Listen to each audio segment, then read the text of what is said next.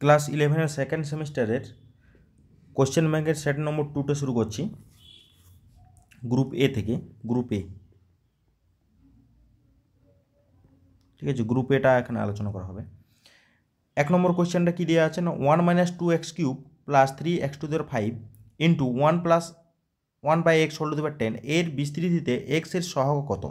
x এর সহগ বলতে আমাদের শুধুমাত্র সেখানে x এর সঙ্গেই গুণ থাকবে সেইগুলো নিতে হবে, ঠিক আছে।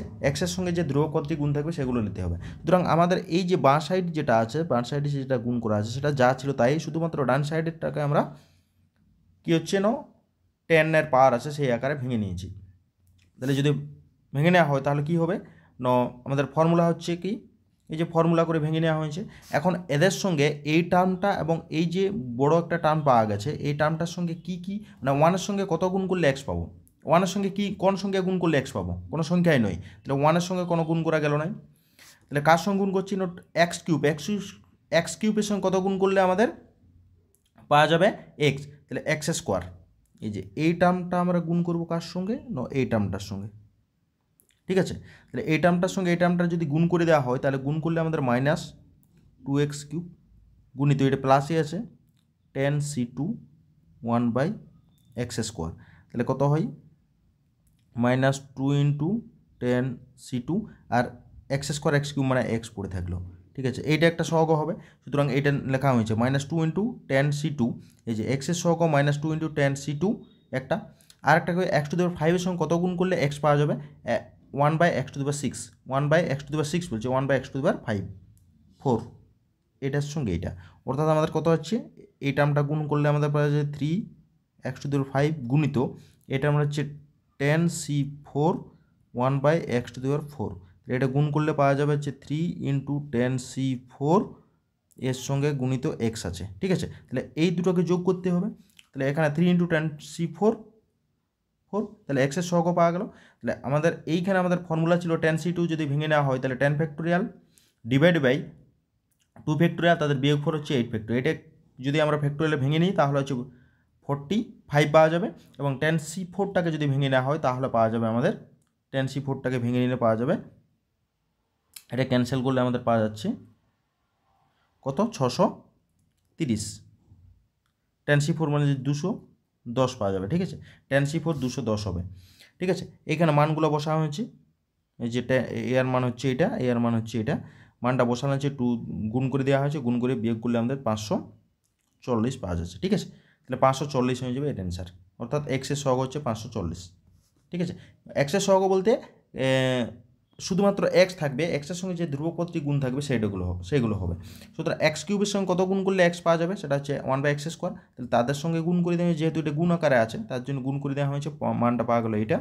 এবং 3x⁵ এর সঙ্গে কত গুণ করলে আমরা x পাওয়া যাবে 1/x⁴, তাহলে দুটোকে গুণ করা হয়েছে এখানে, তাহলে x পাওয়া গেল। তাহলে এদের যে যোগফল করা হবে, ঠিক আছে, সে এক্সের সঙ্গে যেটা গুণ থাকবে সেটাই যোগফল আকারে রেখেছি, লেখার বাদে আমাদের অ্যান্সার পাওয়া গেছে এইটাই, ঠিক আছে। এর পরের অঙ্কটি আছে অথবা অঙ্কটি 1 + x⁻10 এর বিস্তৃতিতে 4r + 5তম পদের সহগ 2r + 1তম পদের সহগ সমান হলে rতম পদ নির্ণয় করতে হবে। তাহলে আমাদের ফর্মুলা হচ্ছে tr + 1 ফর্মুলা সমান হচ্ছে ncr p⁻r q⁻n−r, এই ফর্মুলা হয়, ঠিক আছে।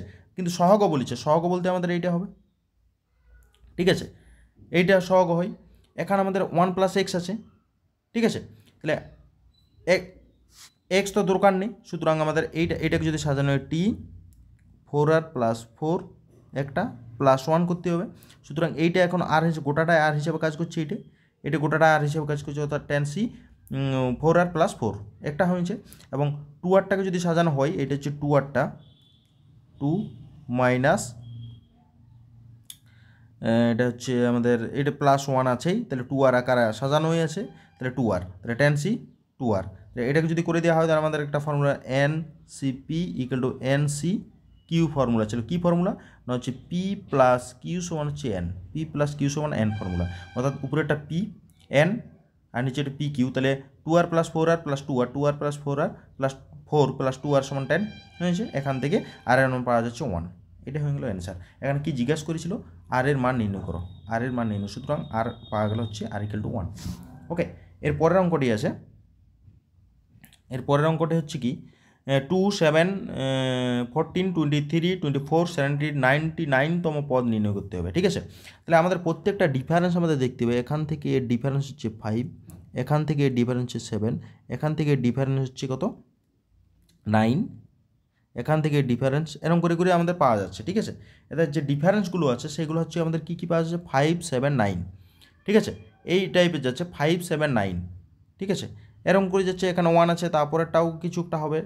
ঠিক আছে, এইগুলো আমাদের এই সংখ্যা পর্যন্ত আমরা দেখতে পাচ্ছি যে প্রত্যেক এদের কি যে 5, 7, 9 মানে 2 করে ডিফারেন্স, অর্থাৎ এটা হচ্ছে এদের যে ডিফারেন্সটা আছে সেটা হচ্ছে সমান্তরাল প্রগতিতে আছে, মানে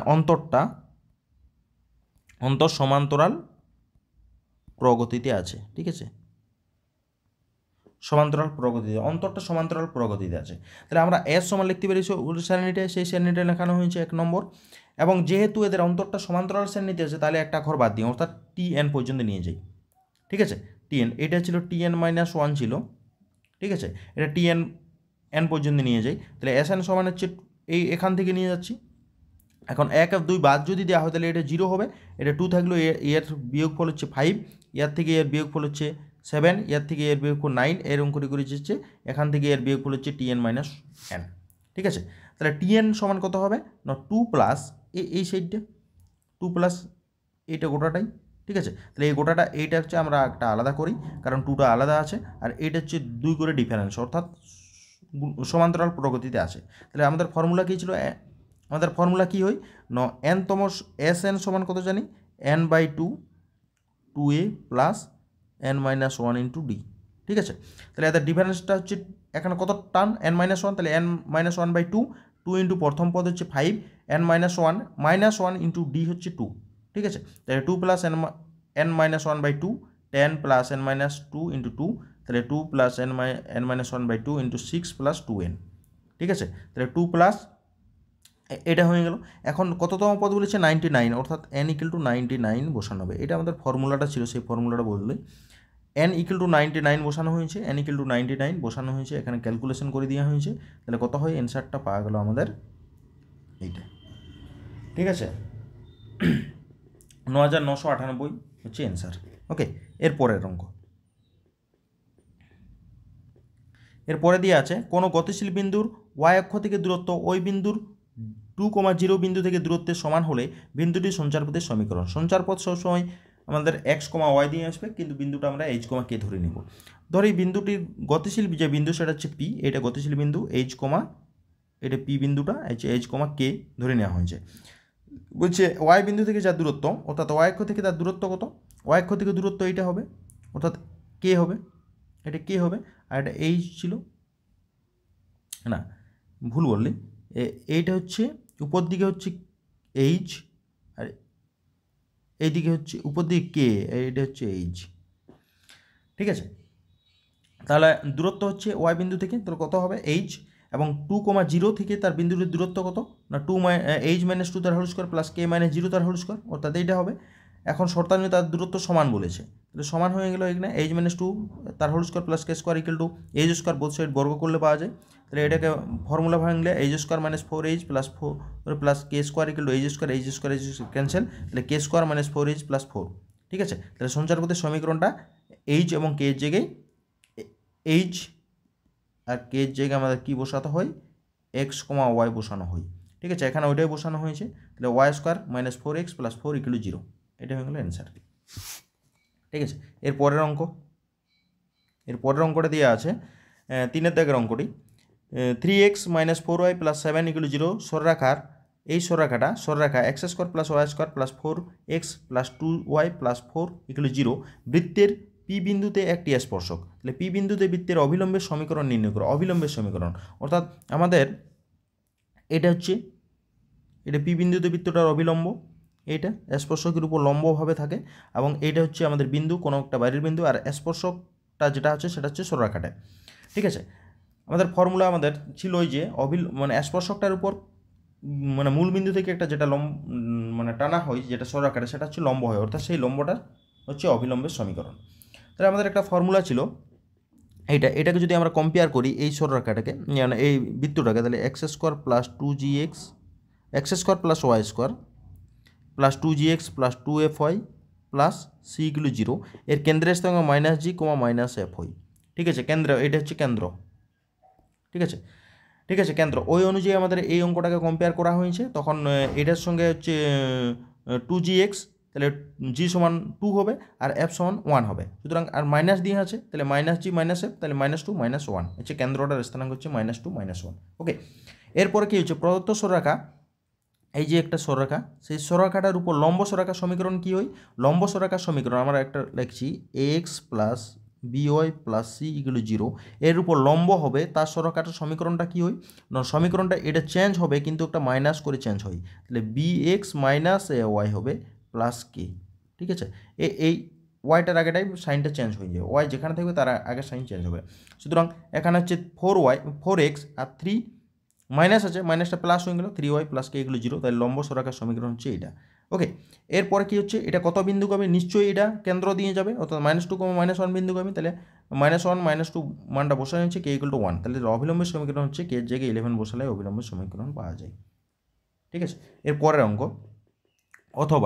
অথবাটা কি আছে না, x equal to 3 + 4 sec x sec theta, y equal to 2 + 3 tan theta, পরাবৃত্তের উৎকেন্দ্রতা কত? তাহলে x সমান দেওয়া আছে, এটা এখানে sec থিটা সমান বের করেছি আমরা, sec থিটা সমান বের করে নিয়েছি, আর এখান থেকে y সমান 2 + 3 tan থিটা, এখানে tan থিটা সমান বের করেছি। ঠিক আছে, তাহলে কি sec square theta - tan square theta equal to 1, এই ফর্মুলা জানি, তাহলে sec স্কয়ার থিটা মানে x - 3/4 তার হোল স্কয়ার মাইনাস y - 2/3 তার হোল স্কয়ার ইকুয়াল টু 1 করেছি। তাহলে x - 3 তার হোল স্কয়ার বাই 4 স্কয়ার, এটাকে যদি আমরা কম্পেয়ার করি কার সঙ্গে, x - আলফা তার whole square by square minus y - beta তার whole square by B square equal to 1। এর সঙ্গে যদি কম্পেয়ার করি, তাহলে কম্পেয়ার করলে এ স্কোয়ার সমান হচ্ছে 4 স্কোয়ার আর বি স্কোয়ার সমান 3 স্কোয়ার। উৎকেন্দ্রতা কত? √1 + বি স্কোয়ার বাই স্কোয়ার সমান হচ্ছে 1 + 9/16, এটা হচ্ছে 5/4, 5/4। ঠিক আছে,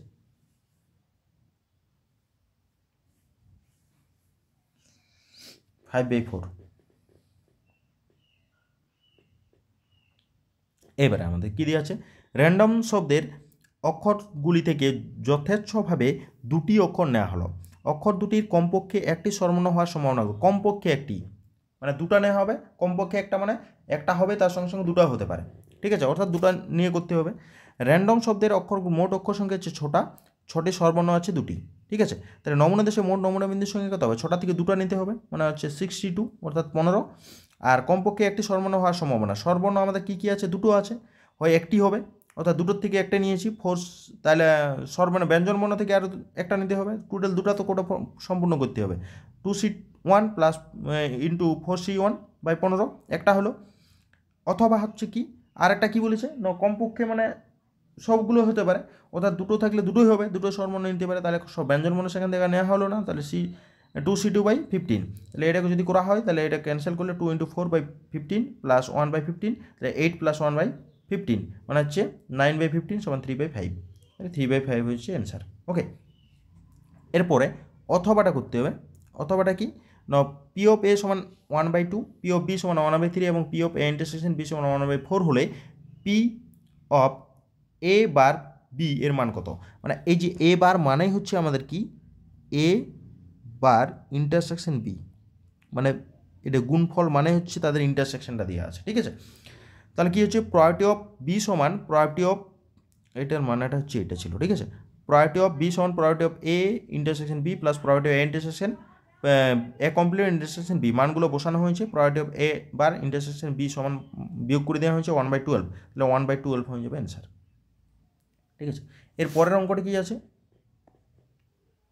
এই পরের অঙ্ক লাস্ট অঙ্ক এই গ্রুপের, একটি পক্ষপাত শূন্য ছক্কাকে 3বার ফেলা হলো, অন্তত একবার অন্তত 6 পাওয়ার সম্ভাবনা, একবার অন্তত 6 পাওয়ার সম্ভাবনা। ঠিক আছে, আমরা উল্টা দিকগুলো করবো অঙ্কটি, না পাওয়ার সম্ভাবনা থেকে। ছক্কাকে একবার ফেলা হলে 6, মানে কোনো একটা লুডুর ছক্কা আছে, তাকে একবার যদি ফেলা হয় তাহলে 6 পাওয়ার সম্ভাবনা 1/6, আর 6 না পাওয়ার সম্ভাবনা 5/6। ঠিক আছে, তাহলে দুবার ফেলা হলে, যদি দ্বিতীয়বার ফেলা হয় তবে 6 না পাওয়ার সম্ভাবনা 5/6 হবে, তৃতীয়বার 6 না পাওয়ার 5/6 হবে, অর্থাৎ ছক্কাকে 3বার ফেলা হলে 6 না পাওয়ার সম্ভাবনা কত, গুণ করে দিলে হচ্ছে কত 1/5 ইন্টু 5/6 ইন্টু 5/6 ইন্টু 5/6 মানে 125/216, ঠিক আছে। 3বার ফেলা হলে একবার অন্তত 6 পাওয়ার সম্ভাবনা, 3বার ফেলা হলে একবার অন্তত 6 পাওয়ার সম্ভাবনা 1 - 125 ডিভাইডেড বাই 216, এটা বিয়োগ করে দেওয়া হয়েছে 91/216, ঠিক আছে। এইটা হয়ে যাবে অ্যান্সার 91/216, ঠিক আছে। এইগুলো আমাদের মডেল সেট 2টার পার্ট 1 বলতে আমাদের গ্রুপ এ থেকে, ঠিক আছে। এবারে গ্রুপ বি থেকে শুরু করবে, সেটা হচ্ছে 3 এবং 4 নম্বরের মার্কের যে কোশ্চেনগুলো থাকে, পরের ভিডিওতে আমরা ওটা শুরু করছি।